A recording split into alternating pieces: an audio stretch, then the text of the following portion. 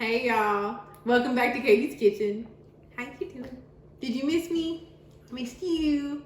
Well, today we're doing something pretty great for all you people who ain't got no time. It's one of them there one pot wonders, except for putting it in the oven. So it's a one pan wonder. It's kind of like a pasta bake. Basically, we're dumping everything in the pan and putting it in the oven. So, I'm going to explain as I dump. So, this is a 28-ounce can of whole tomatoes. And use them. So, don't dump the can in there. Keep the can. It's a slippery little devil. Bad can. So, and you need to you have to get in there. Because you got to pull these tomatoes apart. Because, Lord, they fight back sometimes. You beat them into submission. Don't let these tomatoes rule the roost. You say, nope, I'm the boss. And you need to not crazy small pieces, but just big chunks. It's gonna add some texture to this pasta bake. Since this is kind of like the sauce bed. Lord, these tomatoes are like WWE champions.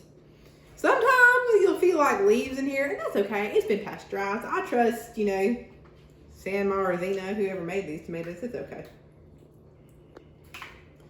All right. Good Lord. I'm like fighting the devil on these tomatoes.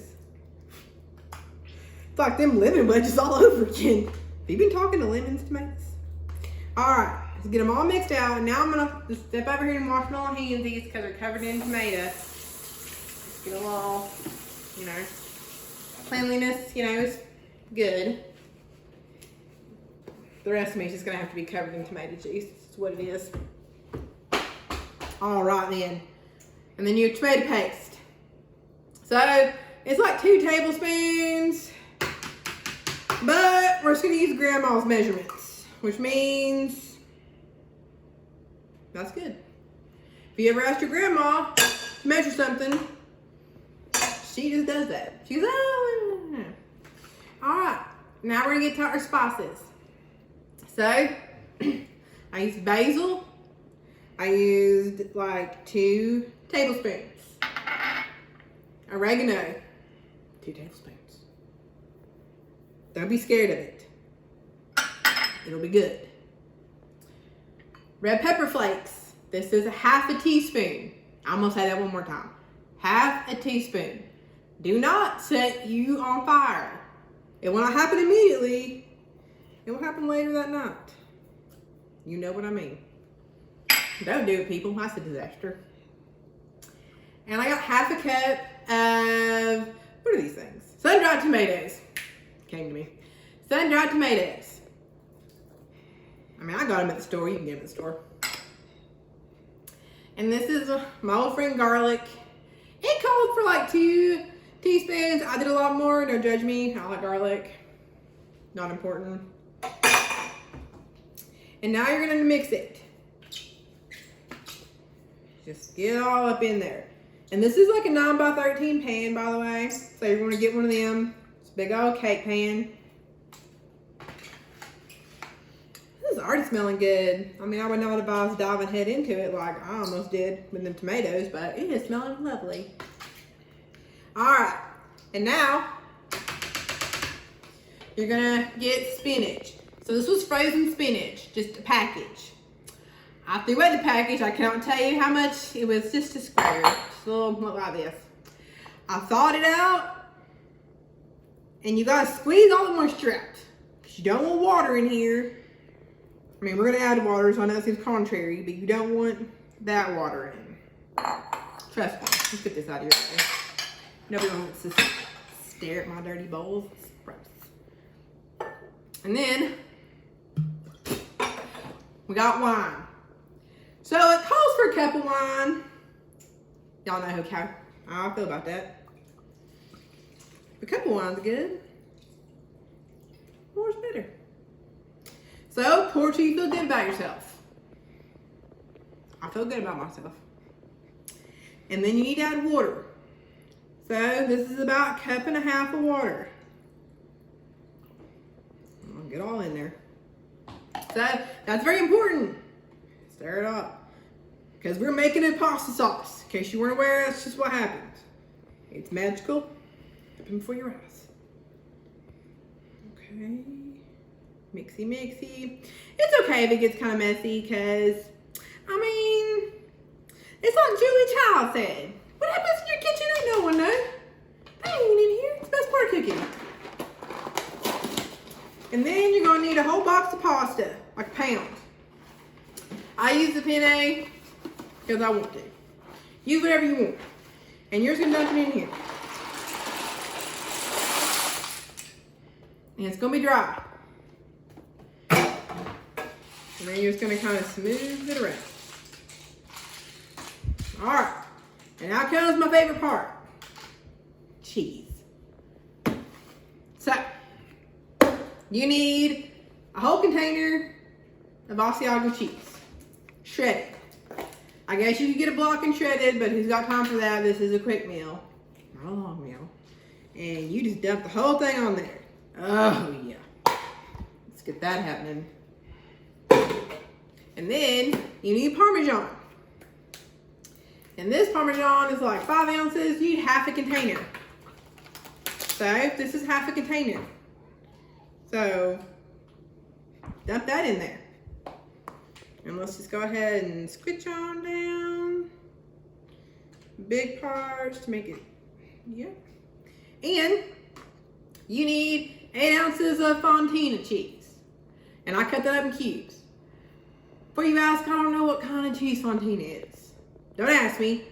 It was in the fancy cheese section of my grocery store. So look in your fancy cheese section. I'm sure you will find it. If not, well, do what I do. Buy another cheese. Lord. Cheese is cheese, people. It's all good. And you're just going to have to mix it up. Now, do not be scared. I know you're looking at this and saying, Katie, I'm scared. And you know what? Nah, don't be scared. Because this is going to be delicious. And how do I know this? And how can I say this with such confidence? Because you don't doubt Katie. Not in her kitchen. As I have proved throughout my recipes. So people, don't be frightened. This is just how this is going to look right now. But it's about to be baked and delicious. So, get it all mushied up. Yep. Okay. Squish, squish, squish, squish, squish, squish. Yep. That's exactly what that's supposed to look like. Alright. And now, I'm going to get me some aluminum foil. And tuck it in. So, like you would kill a baby, just put it to sleep. Tuck, tuck. Say, safe dreams, little pasta babe. And then, you put it in a preheated oven, which is at 375, and you cook it for an hour. So, when you take it out, we're gonna put more cheese on it. Why? Because I want to. And I like cheese. So, we had a little snafu at the store, which is not unheard of when I go to the store. I was supposed to get this cheese called burrata. I don't know what that is. Couldn't find it. What happens when I can't find something? That's right. I do something else. I looked around. I saw mozzarella. I said to myself, Katie, mozzarella goes on pasta all the time. Like pizza and Italian food. Italian food. That's gonna work. And I said, Self, you're a genius. So I bought it.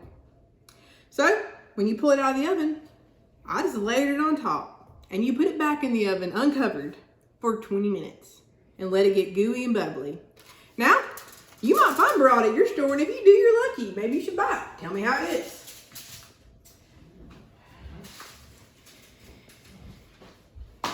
Now, I'm going to show you what it looks like, because obviously I made one today. Like my... Now look at that. That looks beautiful. Isn't that nice? I think it is. It's like a delicious old, ooh, that's cheesy. Old pasta bake, full of goodness and cheese and pasta and, oh yeah.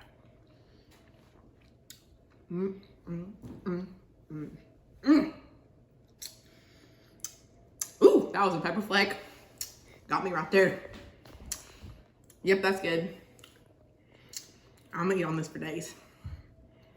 They'll never find me. That's good. Success. See? Don't doubt me. I know it looks a hot mess, but it's gonna look delicious. Let me put that back. See, it's gonna delicious come out of your oven all bubbly and good. Your whole family will dig into this and it'll be great.